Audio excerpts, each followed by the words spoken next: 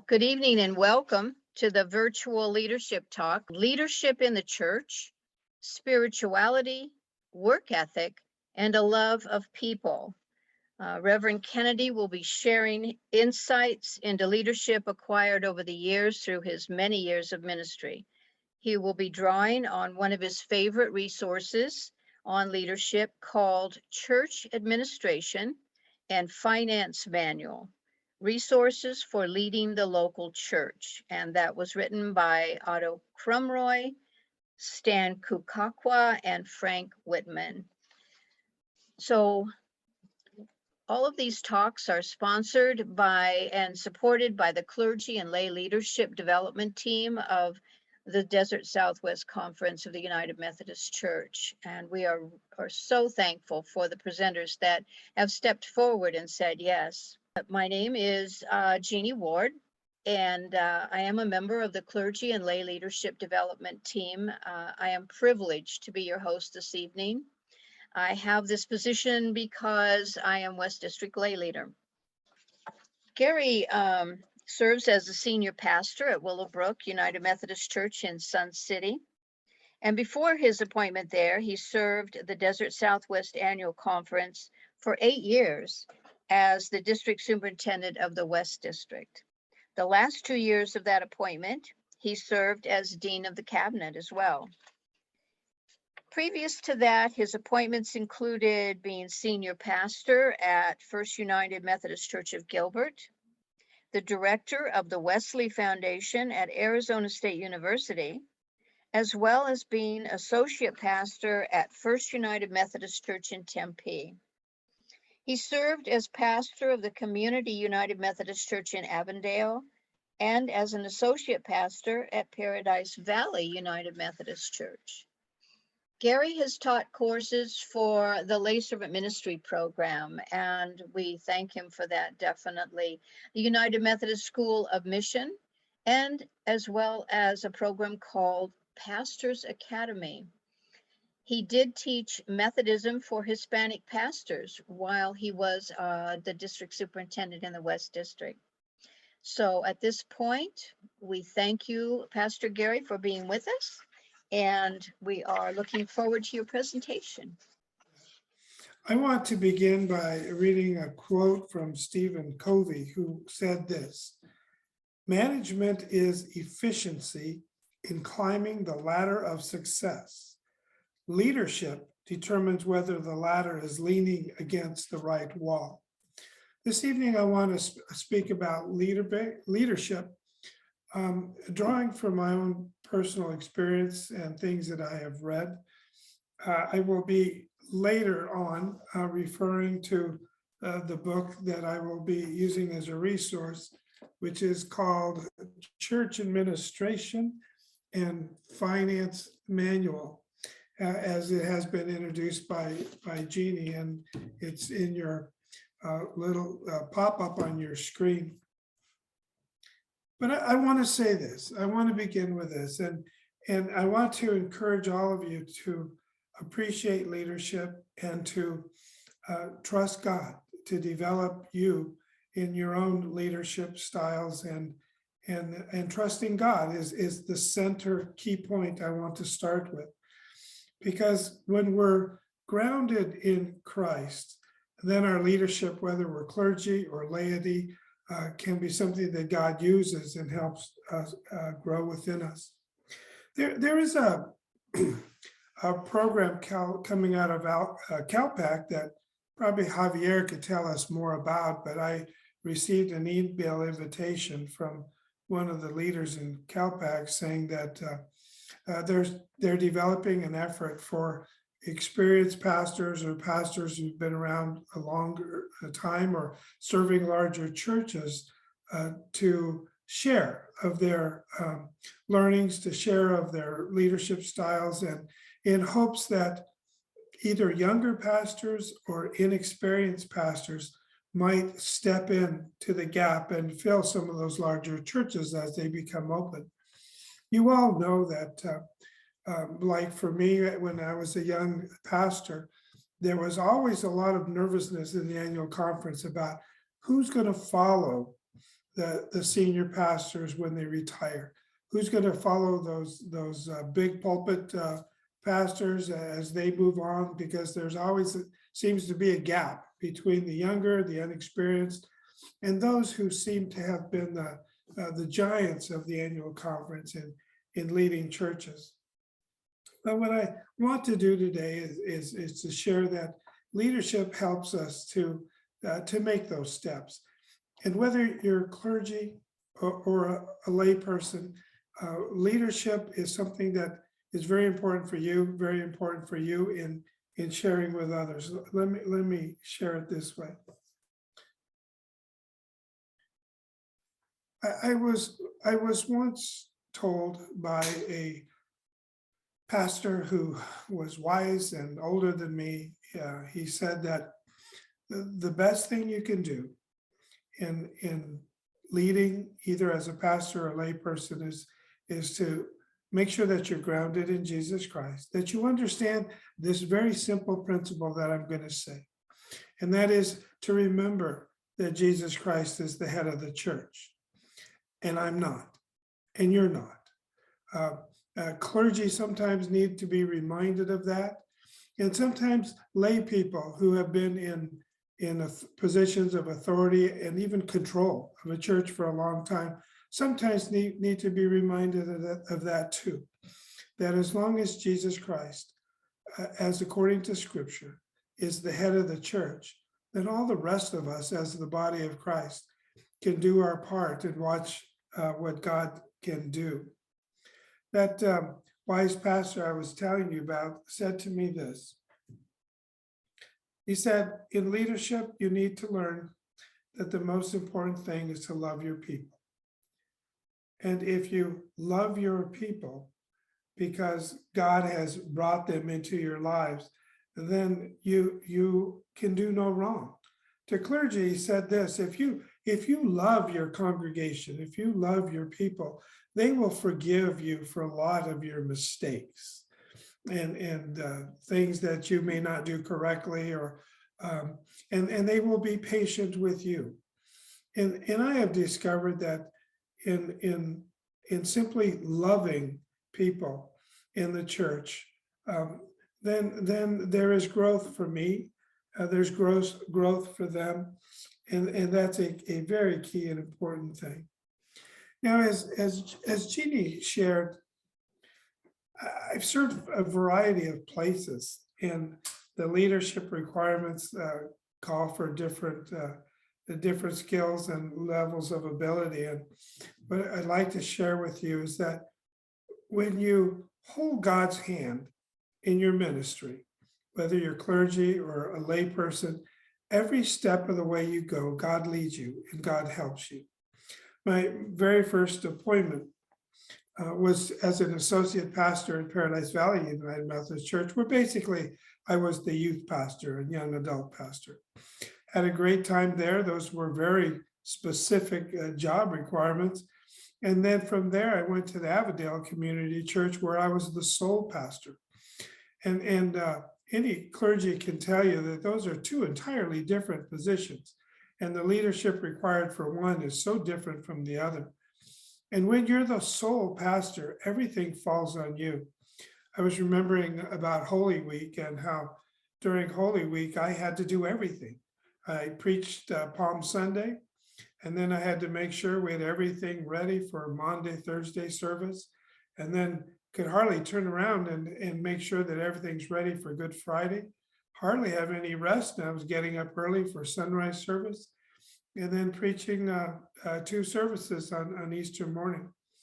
And that, compared to what I do now, is very different in that I work with a staff, and I oversee and make sure that everything gets done. But there are associate pastors, and there are people in leadership as laypersons who have very varied responsibilities, and we accomplish the same thing. But it's an entirely different job being the sole pastor versus being a pastor of a larger staff. And so from the Avondale Church where I was sole pastor, then I went to be a campus minister. different job again, very different from even being a young adult pastor in a church. Being on the ASU campus, working with college students from all over the country was something I enjoyed very much.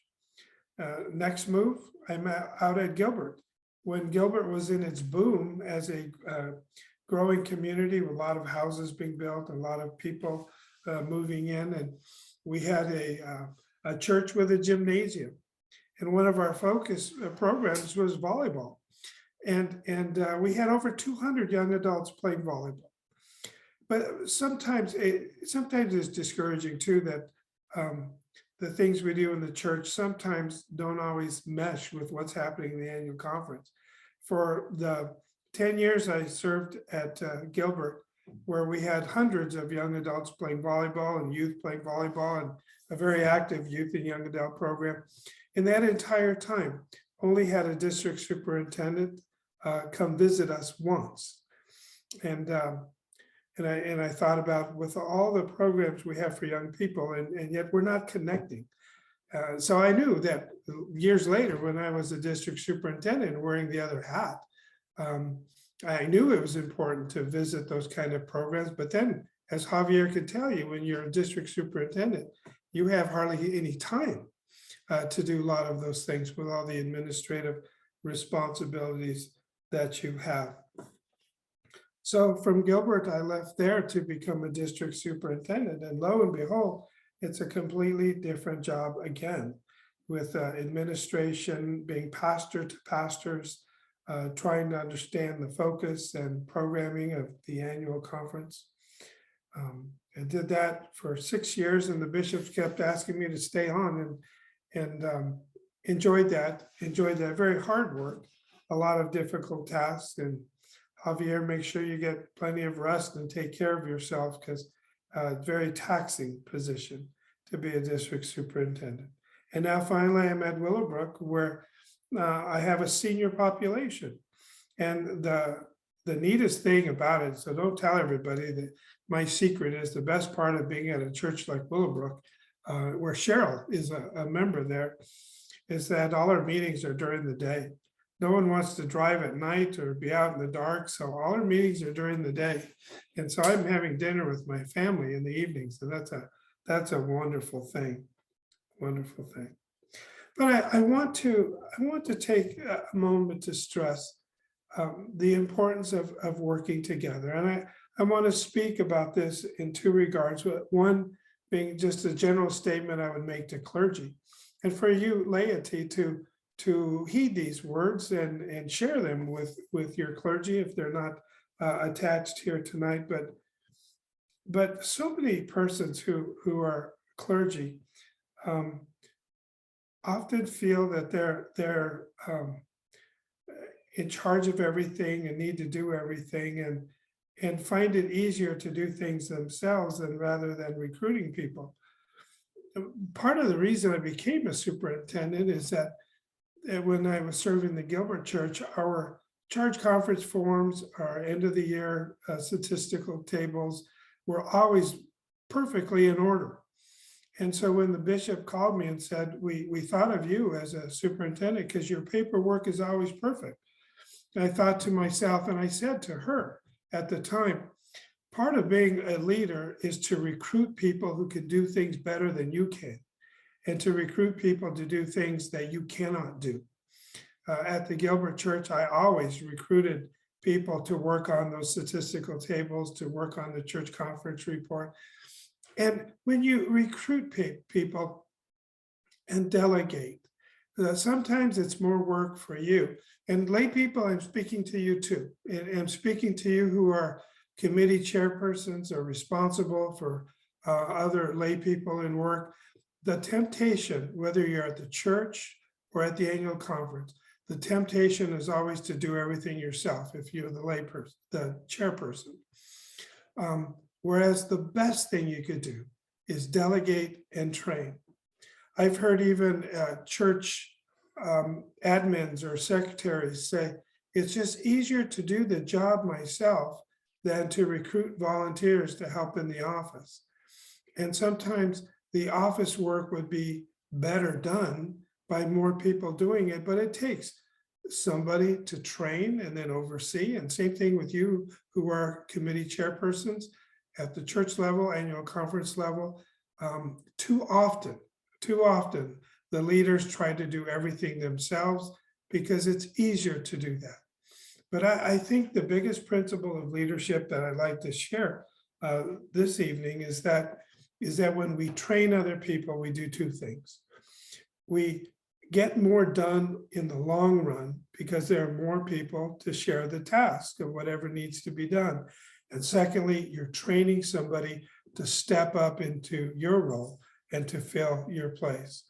Part of mentoring for clergy is doing the same thing, is sharing experiences, working and trusting clergy when they take new steps. And when clergy receive an appointment to a larger church or maybe a more challenging church, there's always a learning curve, and it's always something that makes all of us a little bit nervous.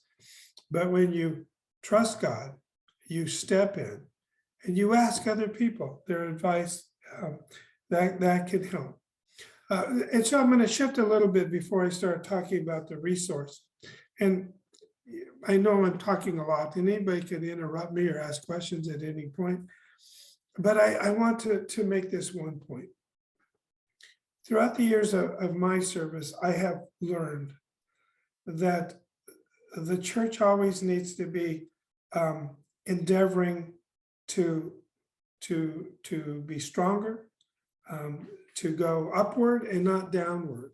And I'm finding that it's too easy for churches to accept a downward spiral because of COVID, because of shifting numbers, because of fewer people in our population going to church. But the excuse to do less and become smaller sometimes is just that. Now, this is my opinion. Some of you can disagree with me, and I'm perfectly fine with that. But I've been at churches at the church where Cheryl and I, where we are now, when I arrived at the church, we had 2 Sunday morning worship services, and members of the choir, for example, didn't want to sing a 2 service; they wanted to do 1. And for everybody, it seemed easier to go from 2 to 1. And people made the argument, well, if we go from 2 services to 1 service, then the electricity bill will be less.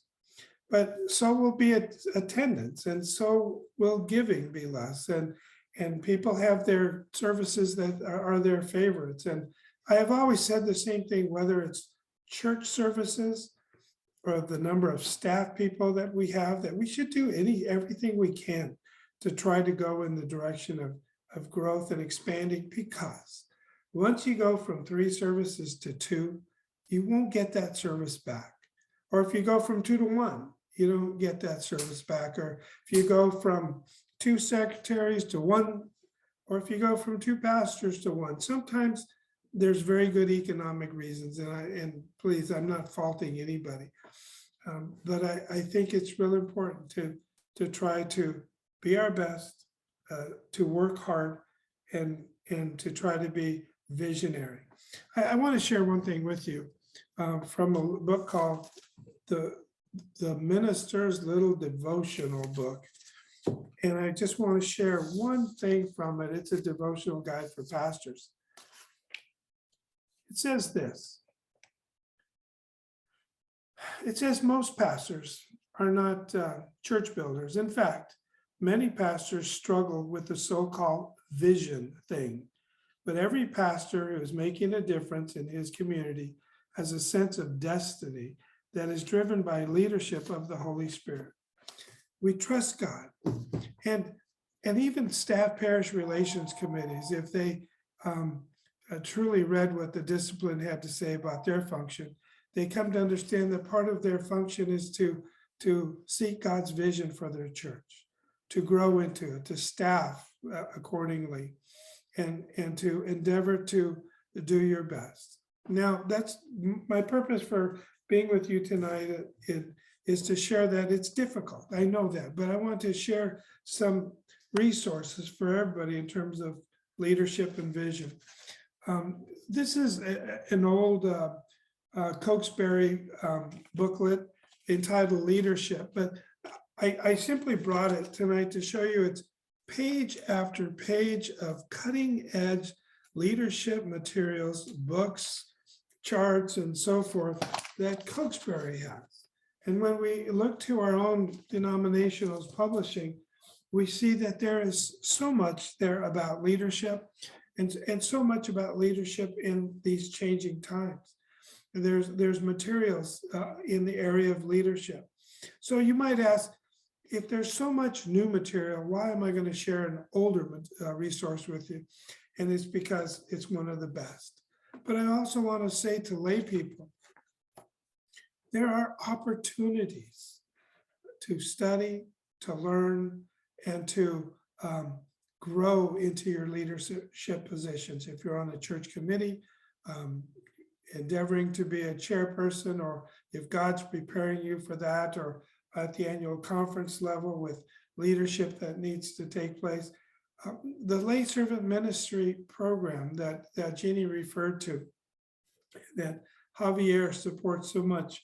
I have in my hand the brochures that have been sent to churches about all the lay servant ministry classes that are coming out. The one that I'm teaching now on polity, on the structure of the church, it's to prepare leaders to understand the book of discipline, the structure of the church, to understand it as there will be change in the church. We have to know what we're dealing with now and have to understand what we have, and to know how to look things up, how to find answers to our questions, even practical questions like, what are the trustees in the church supposed to be doing? What's the staff parish committee? Even lay servant ministry, it's described in length. So all these brochures are different classes that are being offered throughout the district, throughout the conference on lay servant ministry. And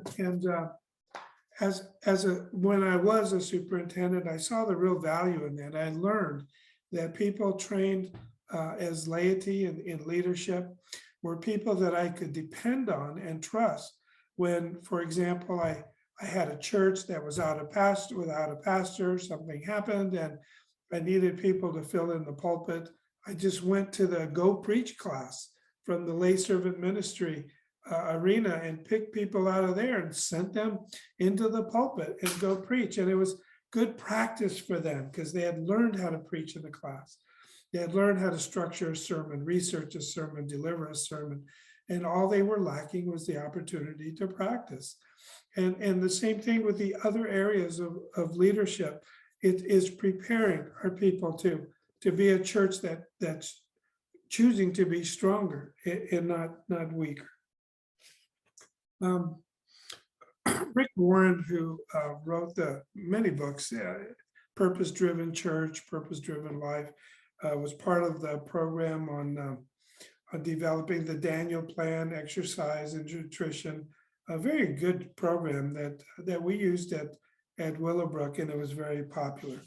One thing said about Pastor Warren by one of his lay members was this: as Pastor Warren often says, you cannot manage what you do not measure. Journaling your progress is practical. And as you make progress, you will be motivated to continue. What the lay person was saying about Pastor Warren, about the work of that church, is that when you're organized and when you keep good records, when you don't have to invent the wheel every year because you've maintained good records and resources, it makes the work of the church easier. So in the resource that I'm sharing tonight, and the information was on the screen. This is a resource, though it's older, written in 1998 by the three men mentioned who wrote the book, all part of the Simi Valley United Methodist Church in Southern California. There was a pastor and two lay people who were administrators of the church, finance chair, trustee chair.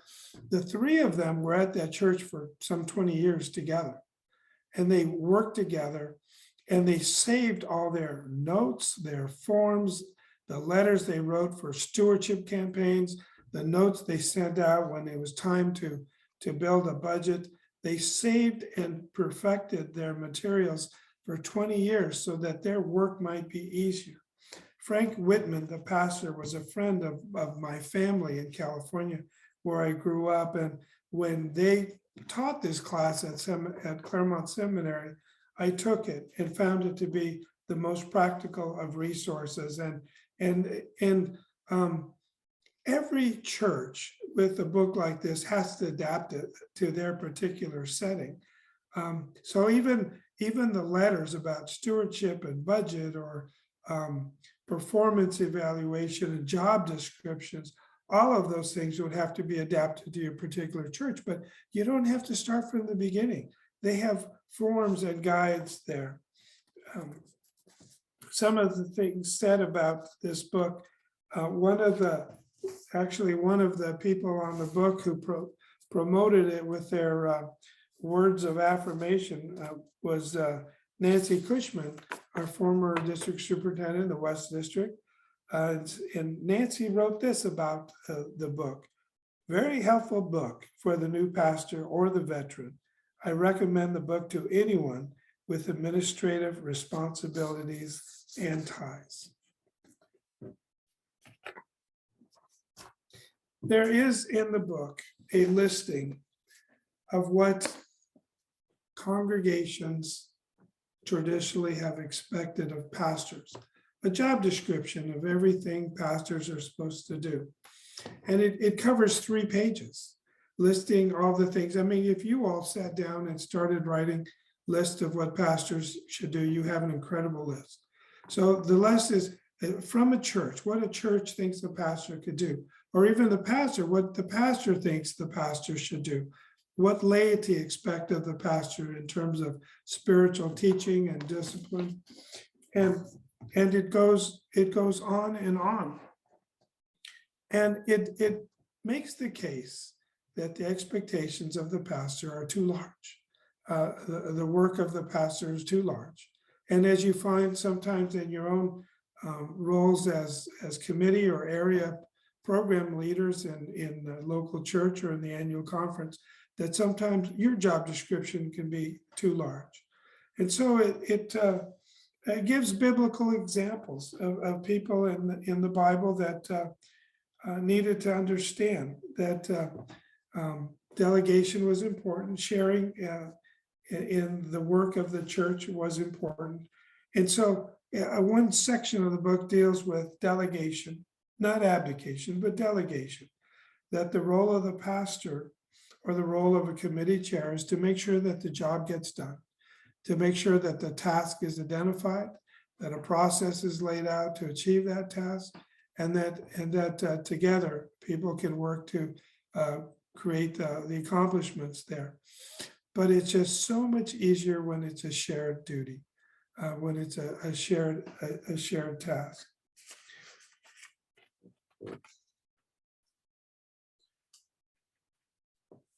The book also shares that, and you think I'm just talking about clergy here when I talk about church job descriptions, church performance evaluations, church follow-up forms if the work of the job description is not done. But in this book, there's a whole section too on job descriptions for lay volunteers. And I find that fascinating because a lot of times we just say, okay, you're the chairperson of a committee. Maybe we'll give you the guidelines, little booklet that summarizes some from the discipline, and you'll know what to do. But in most churches, the person in charge is just given the task. You're the finance chair. Figure out what that means. You're the membership evangelism chair. Figure out what that means. So what this manual does, it gives you job descriptions for lay people as well. that they can have a better understanding of what they need to do. And sure, they can tweak it to the particular church, adjust it, maybe update it. And another thing I found quite interesting is that the authors of the book don't assume that every church is the same. The expectations, the demands on a small church are very different from the expectations and demands of a medium-sized church, and very different from the expectations of a large church. And part of my sharing with you, my journey in pastoral leadership is that every place, every single appointment I've had has been different. And this manual helps give you some general ideas of what the challenges and tasks are of different sized churches. So before this presentation tonight, I looked up the expectations of a church about the size of the one I serve. And it said things like, churches of your size usually have 2 to 3 pastors. We have 3. And it takes every bit of us working pretty hard to keep up. Churches of your size are in that transition point of being able to manage things before things get unwieldy, because certain areas get too big. And they even had category of huge church, which is something I'm not familiar with. I know the large church, but I don't know the huge church. I don't know the mega church, and I don't know that, except there's a large section in the manual too that talks about leading and the role of the senior pastor. It's interesting to me that in the evaluations of the pastors that and Javier, you know this, that when district superintendents send evaluations out to the churches to do before the church conference, at least for me, what I know is that in 8 years of being a district superintendent, we had 6 different evaluation tools.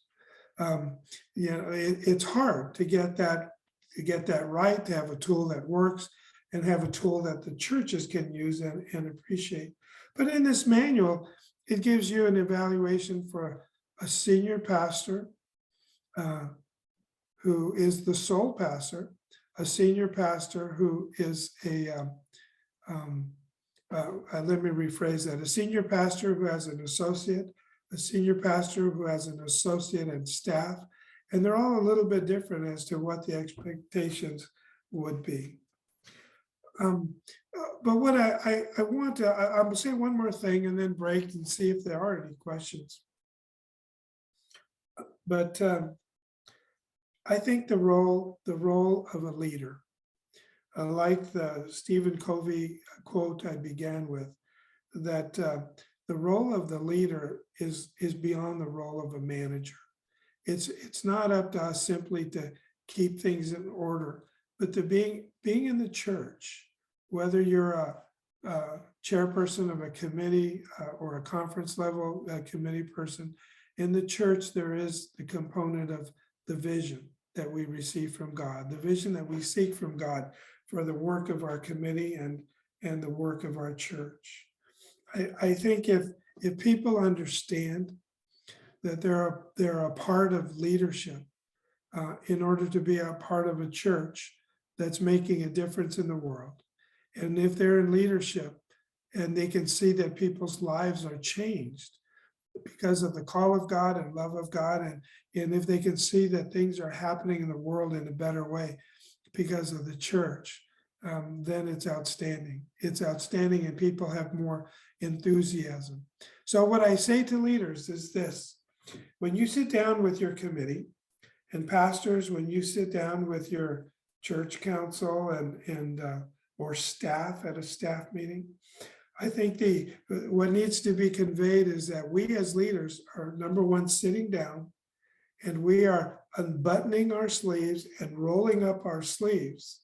We are rolling up our sleeves, and we're indicating that we are about to get to work.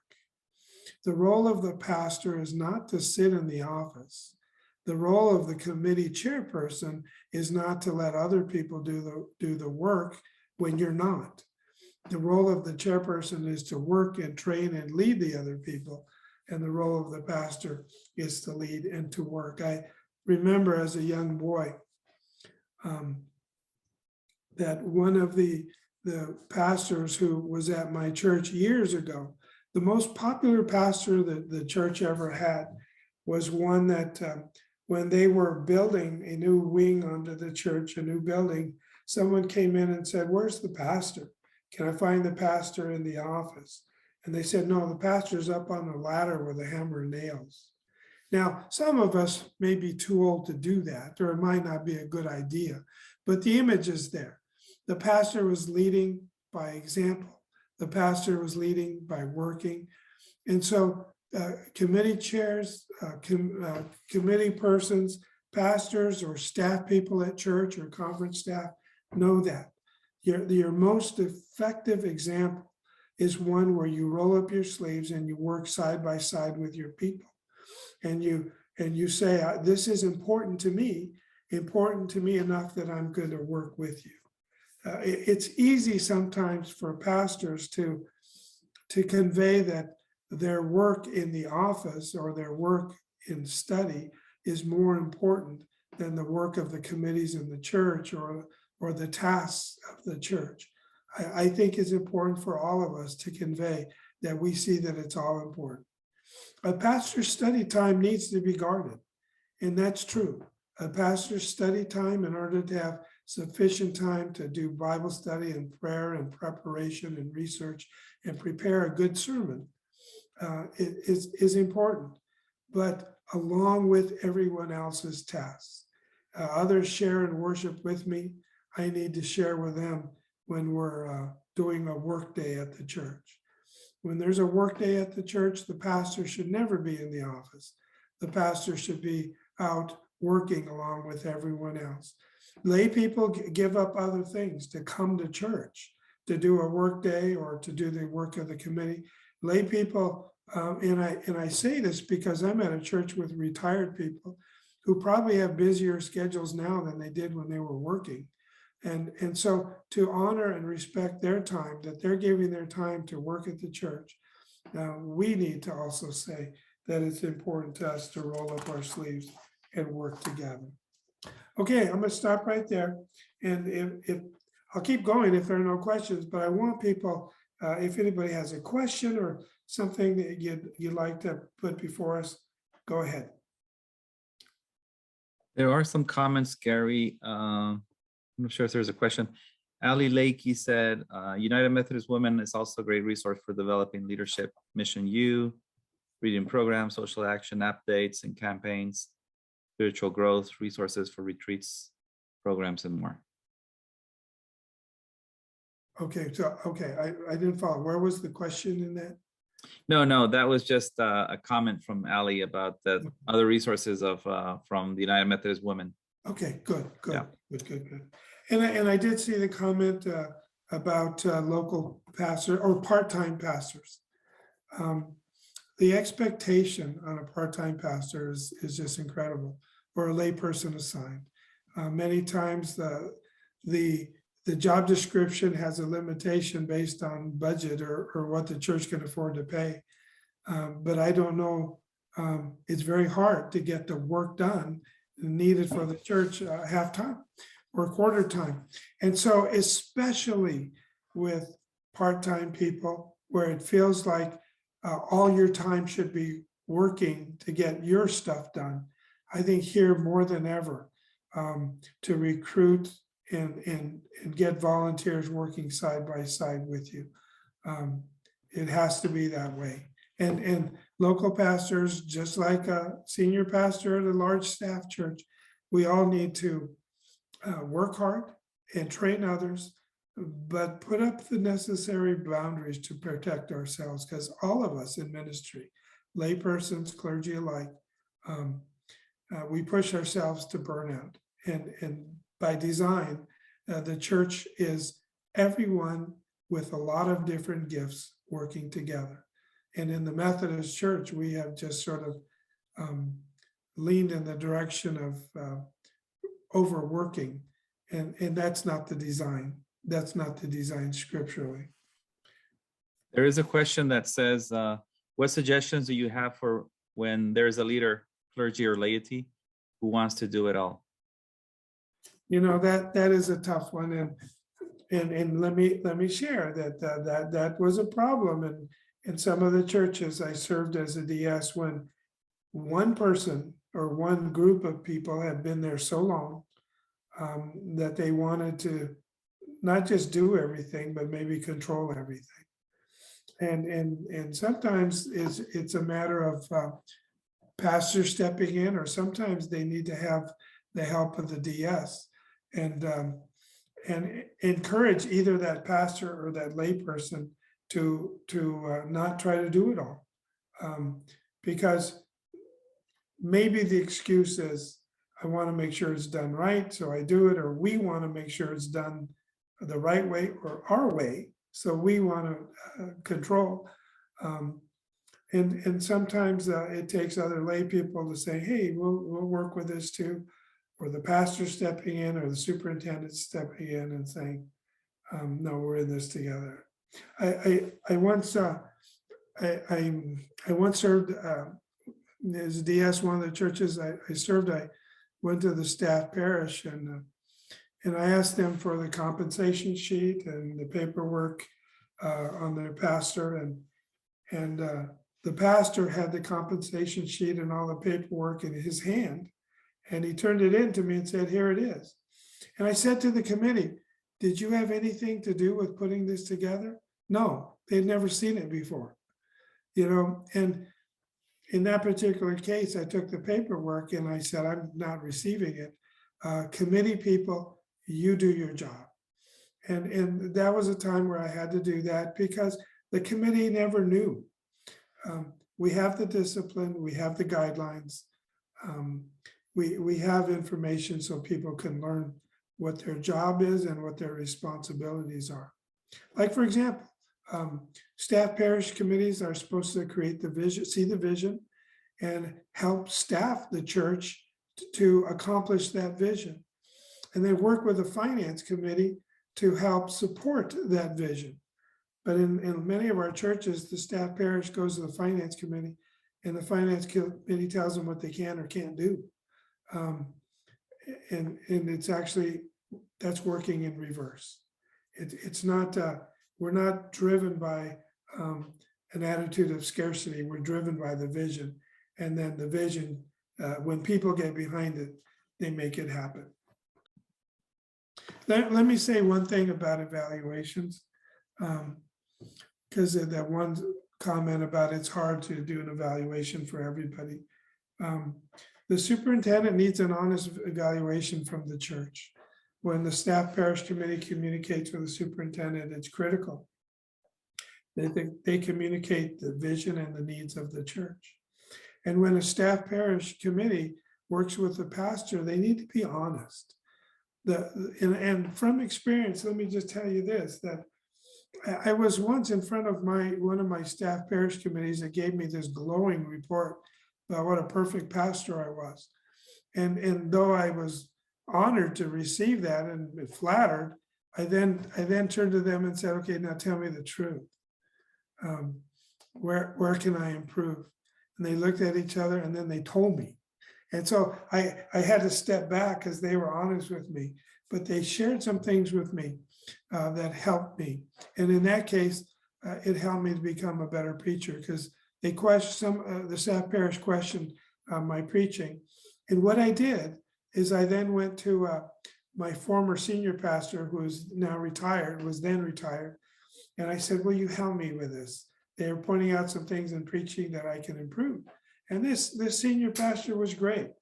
He came and listened to my sermons. He made me submit an outline before the sermon. I preached the sermon, and then he met with me afterwards to help me understand how the sermon might have been improved. And it was kind of a tough process. I didn't necessarily enjoy going through that at first, but it helped me to learn from my mentor, who was a very strong preacher. And it made me a better preacher. So, that's why committees need to be honest with the pastors, and they need to be honest with the superintendent. So the church really gets the leader that they need. And in churches, staff parish committees need to be honest. When there's a candidate for ministry who comes from your church, and they come before you and they want to be a pastor, and everybody on the committee knows this person's grandma, and they say, oh, we know grandma, so we'll pass this guy along, even though he's terrible. I'd never want him or her as my pastor. We do a disservice when we're not honest. So whether it's staff parish, finance, trustees, just being transparent and honest is our best bet. Because if we don't have money to do something, say it. If we do have money and we're not doing it, say it. Just be honest, all of us. In the manual that I'm referring to, and I'll be honest, there are similar books like this. I have seen more updated manuals, maybe because I knew the authors, and maybe because this is the one I started with, I like it the most. But if you think about the whole budgeting process, in some churches, the finance chair might prepare the budget for the church for the next year. Some churches, it might be the pastor or secretary. Some churches have a budgeting process. And in looking at the materials in the book, I was amazed at a process that I had never experienced, but they would send out a letter to the committee chairs and the letter invites them to think about the needs, the vision of their committee, to do a visioning process in their committee, and thus submit a budget request, either cuts or additions, based on what it would take for them to accomplish the task that they describe. They don't just ask for a sum of money, they describe what they want the funds for in their particular area. So all the committees submit their budgets. And then in the materials, then a preliminary budget is put together by whoever, finance committee or church council or the office staff. And then the preliminary budget is sent to the congregation. And the congregation has an opportunity for feedback, and then that comes back to the budgeting process. And then they fine tune it, they make additions and subtractions, and then the completed budget is then sent out to the whole congregation. A budget that's been fully vetted, contributions from all the committee chairs, the office staff and the pastors, and the finance committee has played with it. So finally, when they have the final budget that they send out to the whole congregation, it's well thought out. It's been well discussed and can be well defended. And then the congregation has a chance to look at it before it comes finally to the ad council or church council for a final vote and approval. And then it's that approved budget that's adopted and sent on to the district superintendent. But I learned in looking at that, because I thought at Willowbrook, our budgeting process, which was quite thorough before the pandemic, and then had to be cut back and changed during the pandemic when committees were not meeting. And then as we're trying to rebuild the process again, that it's interesting that even the fullest process we ever had is not as full and complete as the one offered in the manual. So there are things to learn. There are new things to pick up. There are in the booklet also some things that would be helpful for churches, in that there are guidelines for vacation, guidelines for sick leave, and even little sample forms of when somebody needs to miss time, whether it goes under the category of sick leave or vacation. There's a whole section on legal issues that is probably outdated, but gives us direction that some things that we probably hadn't thought about concerning legal issues. There are a lot of forms in the manual, forms for recording things. There's a form for comparing how the church is doing. It's the end of the year form where it's just a simple little half sheet that has the income of the church, the membership of the church, growth or shrinkage, and some just basic facts that is used as a summation of the end of the year. And then those forms can be compared with the exact same information from previous years and goal setting in the future. I have a question. I know that some of the things in preparation for this time together that you mentioned that were important in leadership for you were spirituality, work ethic, and love of people. And I am wondering, in this book, what do you find more of these three things, or do you find all of them, something about all the three of them in the book that you are talking about, the church administration and finance manual? Well, there's some of all of it. And let me speak to work ethic first, because I think we learn our work ethics from our parents, and I think my parents instilled in me a work ethic, and I think I work hard.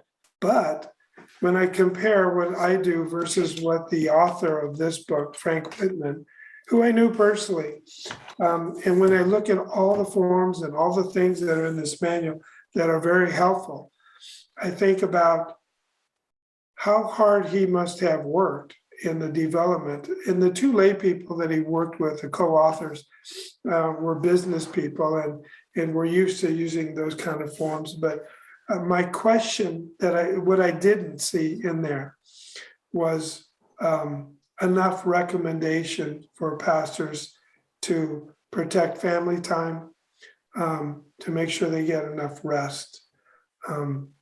Because I think some of the old school pastors worked longer days and harder.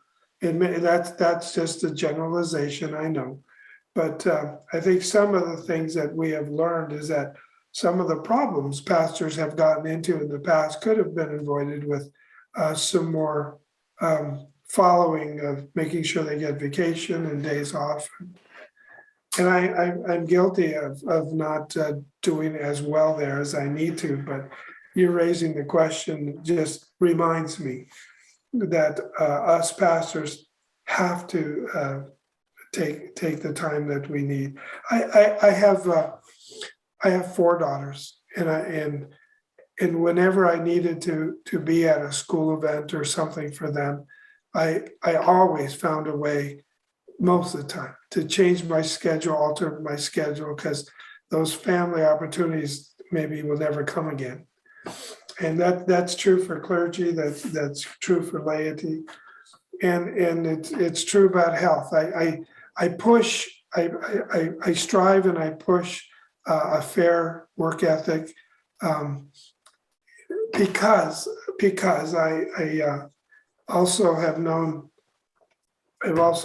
clergy who their idea of working in the office is sitting on their computer playing computer games, or emailing friends. We have to be responsible to our time and fair to our church. So we have to create a balance of what it is that brings about the kingdom of God in a way that also we take care of ourselves. I just want to say also, based on what you said, that I know pastors can be really bad at doing those things that you just mentioned. But also sometimes people in the church in other leadership roles, not necessarily pastors, get really involved and may need to hear this also from time to time, as they're also human beings passionate about the ministry that they're doing, but then they may not also spend the time with their families or get burned out. So I think it affects all of us in different ways. You know, and in terms of spirituality, the church, staff parish committees, as well as the office staff need to understand that for the pastor to be the spiritual leader and trying to set an example and produce uplifting sermons, that requires time alone with God. That requires time in the Bible. I can't tell you how many times I've been in my office reading the Bible and have someone from the staff stick their head in and say, "Oh, you're not doing anything. Could you see somebody?"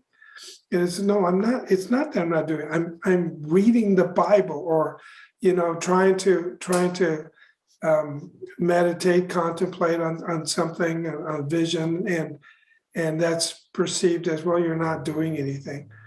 I've started trying to take Wednesdays as a sermon writing day at home, because I can't write a sermon in the office. That people could stop by and it's like, "Oh, Pastor, could I have 5 minutes? Just 5 minutes." And 5 minutes is always 20 minutes, and that's always very good time. But then it means then I'm writing my sermon at home at night, or when I should be spending time with the family. Gary, there's a question from Ali. Anything in the manual about nursery attendance? I'm not remembering, but there's almost everything else in there. There's youth workers. I'm going to guess yes, but I don't remember. And that's a tough area, because that's a human relations area. It's a protection of children area, and there's just a lot. There's a lot to that. So I think maybe there must be something in there, but I don't think it's as much a priority as maybe something written more later. There's a question from Brenda. It says, the word spirituality in the title is one of the things attracted to me to this webinar. Many of the laity who are leaders are focused on the task of the committee and see little need to work on growing in any of the spiritual disciplines. Any advice? Well, it's what I said at the very beginning, that if we see the church according as what Scripture says, that Jesus Christ is the head of the church, and we see ourselves as the body of the church, then that's the foundation in which we start. But then beyond that, we have to, as Methodists, learn from the founder of the Methodist movement, John Wesley, who insisted on using the words means of grace, which means we do the things that opens up our time with God: prayer, Bible study, meditation, and being in fellowship, being in worship. If we're not growing spiritually, Brenda, if we don't grow spiritually, then our well runs dry. It's in growing spiritually then that we get an enthusiasm for what we do for God. And that's why Alma's points are so good, that we have to make sure we have rest, eat well, exercise, in order to be our best and have our minds sharpest. And when we're too busy in the church that we don't have time to develop our own spirituality, then I think we need to step back and say, I think I need a little more balance. And I think I need to build balance into my schedule.